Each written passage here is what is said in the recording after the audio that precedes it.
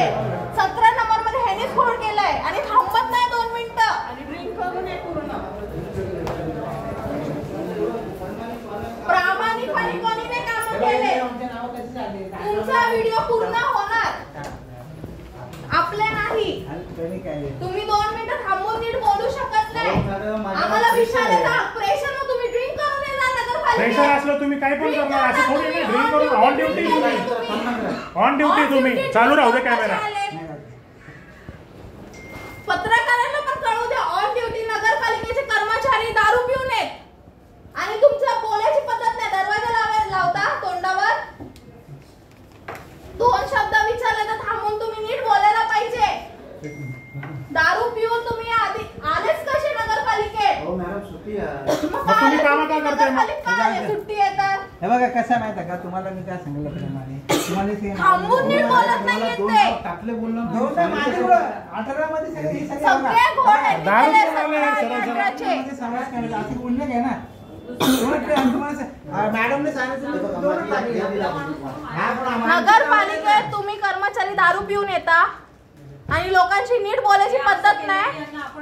असं दारू पिऊन लिस्ट बनवतात. हा दारू म्हणून तर गोळ झालाय सगळा. 17 नंबर दारू पिऊन तुम्ही जे लिस्ट बनवताय तर सगळे नाव इकडचे तिकडे जाणार आहे. बोलत नाही थांबत नाहीये का? कारण की ड्रिंक केलीये. दारू पिऊन लिस्ट बनवल्या नावांचं घोळ होणारच ना. माझा एकच आहे, मी शिवसेनेची पदाधिकारी आहे, विधानसभा अध्यक्ष युवती सेनेची. आज जे प्रकार घडतोय अंबरनाथ मध्ये यादनच्या घोळ हे सर्व प्रशासनाची चुकी आहे. तुम्ही नेमणूक केली नाही. सर्व कर्मचारी दारू पिऊन येतात ते तुमचे कसे नावांचे घोळ होणार नाही. लेडीजशी बोलायची पद्धत नाही आणि त्यांना हे सर्व आहे ना सगळ्यां पर्यंत पोहोचायला पाहिजे. इलेक्शन कमिशनला पण नीट लक्ष द्यायला पाहिजे ह्या गोष्टीचा. पण 1000 नाव 18 माझं स्वतःच मी स्वतः उमेदवारी आता येणार आहे माझी त्या वॉर्डात. माझ्या सोडा आजूबाजूच्या माझ्या घरच्यांची नावं नाहीये. चला माझ्या घरच्यांच्या 18 मध्ये नाही, 16 मध्ये पण नाही, 17 मध्ये नाही. मग आम्ही कोणाकडे जावा?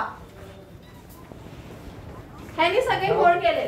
थांबून बोलत नाहीये. दारू पिऊन काम केलं असेच होणार ना. दारू पिऊन जर तुम्ही काम करताय ते असे घोळ होणार अगोदर सर्व. तर त्याने काय केलं माहिती आहे का? वडिलांचं नाव आहे का ह्याच्या, बहिणीचं नाव आहे का ह्याच्या, भावाचं नाव आहे का ह्याच्या, आईचं नाव आहे का? असे दारू पिऊन आले काम कसे होणार? हा बोलला तर थांबत पण नाहीये.